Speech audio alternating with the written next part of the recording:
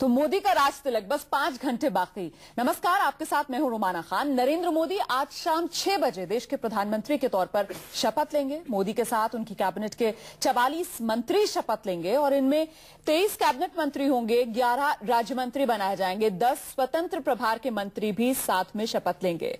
रक्षा मंत्रालय कहा यह जा रहा है कि प्रधानमंत्री नरेंद्र मोदी अपने पास रखेंगे। वहीं अगर गृह मंत्री की जिम्मेदारी की बात की जाए तो ये जिम्मेदारी नरेंद्र मोदी के सबसे करीबी राजनाथ सिंह को दी जाएगी। इसके अलावा 2 नाम और जो चर्चा के केंद्र में हैं, एक नाम अरुण जेटली का है, दूसरा नाम है सुषमा स्वराज का। देखिए, ये माना जा रहा है कि राजनाथ सिंह को गृह मंत्री, अरुण जेटली को वित्त मंत्री और सुषमा स्वराज बनाई जाएंगी विदेश मंत्री। मतलब कैबिनेट कमेटी ऑन सिक्योरिटी जो है उसकी तस्वीर लगभग ये साफ हो गई। वहीं आपको बता दें, नितिन गडकरी भूतल परिवहन मंत्री बनाए जा सकते हैं और ये 3 तस्वीरें आपके सामने। रविशंकर प्रसाद को कानून मंत्री, अनंत कुमार को संसदीय कार्य मंत्री और थावर चंद गहलोत को भी कैबिनेट मंत्री का दर्जा दिया जाएगा। तो नरेंद्र मोदी के ये मंत्री, नरेंद्र मोदी जो बार बार एक जुमला दोहराते आए हैं, मिनिमम गवर्नमेंट मैक्सिमम गवर्नेंस, उसी की राह पर आगे बढ़ते हुए फिलहाल जो शक्ल, जो रूपरेखा मोदी के मंत्रिमंडल के सामने आई है। मेरे साथ 2 खास मेहमान स्टूडियो में मौजूद हैं। रक्षा विशेषज्ञ कपिल काक साहब हमारे साथ मौजूद है, वरिष्ठ पत्रकार कुर्बान अली साहब हमारे साथ मौजूद हैं।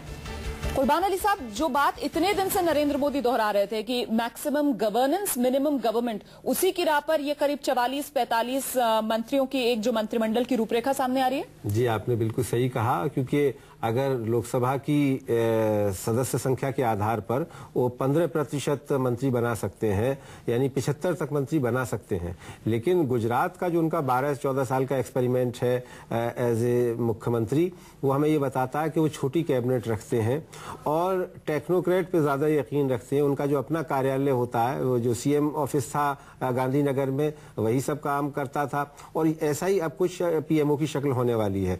और यहाँ भी खबर ये आ रही है कि शायद नृपेंद्र मिश्रा प्रमुख सचिव होने वाले हैं और उनके साथ। कपिल काक साहब, ये सेंट्रलाइजेशन ऑफ पावर मतलब इससे होगी? नहीं, यही तो मैं कुर्बान अली साहब से बिल्कुल सहमत हूँ। अगर कह रहे हैं कि अधिक शासन और कम सरकार, तो कैबिनेट ये नहीं दिखा रही है। इसलिए अगर आपने कहा कि 10 मिनिस्टर्स होंगे इंडिपेंडेंट चार्ज, वो किसको रिपोर्ट करेंगे? प्रधानमंत्री को। और डिफेंस मिनिस्ट्री आप संभाल रहे हैं, तो मुझे तो लगता है बहुत गहरी कॉन्ट्रडिक्शन। रोकना चाहूंगी, शिवसेना के नेता अनंत गीते मीडिया के सामने, सुन लेते हैं क्या कह रहे हैं। एक्सपांशन होने जा रहा है और जब एक्सपांशन होगा तब फिर शिवसेना को निश्चित रूप में अवसर मिलेगा। सर, पोर्टफोलियो के बारे में कोई बात हुई? आपकी मोदी जी से मुलाकात हुई थी, उस विषय में कोई चर्चा हुई?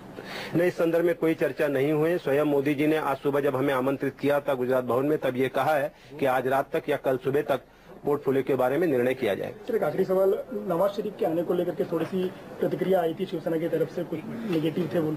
आप फिलहाल इस मामले में क्या चर्चा हुई और क्या तोड़गा निकाला है आपने? नहीं, एक तो नवाज शरीफ जी यहाँ पर आ रहे हैं, वो हमारे प्रधानमंत्री नरेंद्र मोदी जी के शपथ ग्रहण समारोह पे आ रहे, उनको बधाई देने के लिए आ रहे हैं।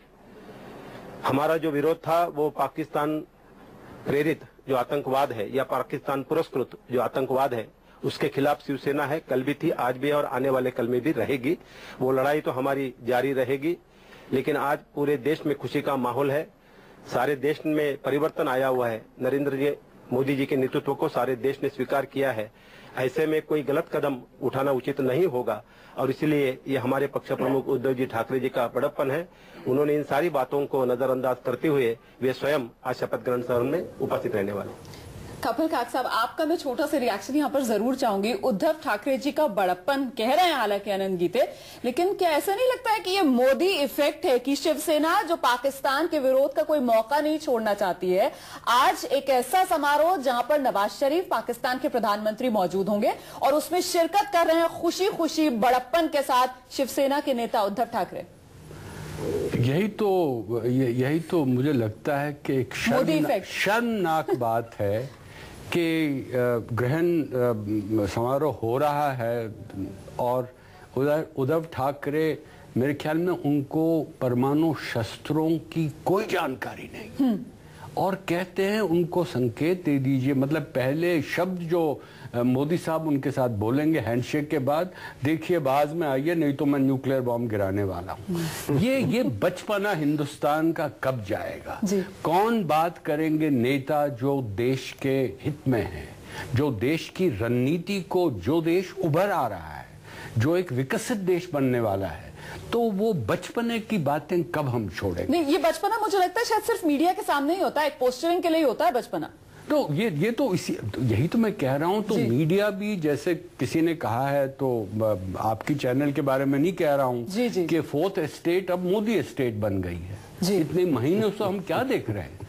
क्योंकि अब आप सवाल उठाइए, पहली बार जब एक सैनिक ही मारा गया था तो उस वक्त कहा गया था कि रिश्ते तोड़ दीजिएगा, कुछ नहीं होगा। 48 घंटे पहले नियंत्रण रेखा पे एक सैनिक को हलाक कर दिया पाकिस्तानी, वो टेररिस्ट थे या सैनिक थे जी। एक चूह नहीं निकला किसी चैनल से। और आप कह रहे थे उस वक्त कि प्रधानमंत्री बिरयानी खिला रहे हैं, प्रधानमंत्री अब उनको बुलाएंगे। आप जानते हैं नवाज शरीफ, उससे पहले प्रधानमंत्री जो आए थे अजमेर दरगाह शरीफ पे जा रहे थे, उनको कह रहे थे उनको बिरयानी खिलाई जा रही है। लेकिन हम आपको ये भी बता दें कि जो एक दिलचस्प बात है कि मुझे अच्छा लगा कि राष्ट्रपति ने जो मेन्यू सिलेक्ट किया है उस पर बिरयानी नहीं। चलिए, और जो बात आपने की कि किसी सैनिक को फिर से हलाक किया गया, तो इसके बारे में जानकारी न्यूज 24 लगातार देता रहा है अपने दर्शकों को। और कैबिनेट में मोदी के सहयोगी दलों का किस तरीके से पूरा ख्याल रखा गया है, इसके बारे में भी हम आपको बता दें जरा, उसके बाद ये चर्चा हम लगातार जारी रखेंगे। दरअसल बिहार में बीजेपी के साथ चुनाव लड़ने वाली राष्ट्रीय समता पार्टी को 3 सीटें मिली हैं। पार्टी के अध्यक्ष उपेंद्र कुशवाहा को भी अब मंत्रालय मिलना तय माना जा रहा है। उनसे भी बातचीत की हमारे संवाददाता कुंदन सिंह ने। मोदी कैबिनेट में कौन लोग होंगे, वो तस्वीर करीब करीब साफ हो गई है। और साफ तब हुई जब मोदी जी के यहां से चाय पे निमंत्रण आया। इस पूरे सरकार में चाय अहम रोल प्ले करता है। खुद पूछते हैं जिनमें ये भी चाय पार्टी में शामिल थे, उपेंद्र कुशवाहा हमारे साथ बातचीत करने के लिए। उपेंद्र जी, कैसे पता चला? सुबह कॉल आया था, मोदी जी का निमंत्रण आया था, क्या हुआ था? सुबह से बताइए जरा। देखिए, किस बात का पता चलने की बात आप कर रहे हैं मुझको नहीं मालूम। हाँ, लेकिन नरेंद्र मोदी जी से मिलने के लिए गुजरात भवन सुबह में गया हुआ था और चाय पीकर वहां से। क्या बोला गया? बोला गया होगा शाम 6 बजे ओथ के लिए। चीजें करीब से साफ हो गई है, बहुत सारे लोग खुल के कह रहे हैं। हो सकता है एक प्रोटोकॉल है, रूल है कि, लेकिन अब तो चीजें बहुत साफ हो गई है। नहीं तो शाम में 6 बजे शपथ ग्रहण समारोह आज होना है, या तो कई दिनों से घोषित कार्यक्रम है, तो उस समारोह में हम लोगों को भी जाना है। वहाँ हम लोगों से भी कहा गया कि थोड़ा समय से पहले पहुंचे। बिल्कुल, करीब करीब ये साफ हो चुका है। बहुत छोटा कैबिनेट होगा। किस तरीके के एक्सपेक्टेशन से अगर इस पूरे कैबिनेट की बात करें तो? नहीं, देश की जनता की अपेक्षा तो बहुत ही बड़ी है, और जो अपेक्षा लोगों की है उसको हम सब लोग चुनौती के रूप में ले रहे हैं। और निश्चित रूप से नरेंद्र मोदी जी का नेतृत्व इतना विशाल है कि उनके नेतृत्व में लोगों की अपेक्षाओं पर खरा उतरने में हम लोग कामयाब होंगे। धन्यवाद। ये थे उपेंद्र कुशवाहा जी, जिनका कहना था कि उम्मीद पे दुनिया कायम और उम्मीद कर सकते हैं। और फिलहाल पार्टी मन से मनाई जाएगी। जो पार्टी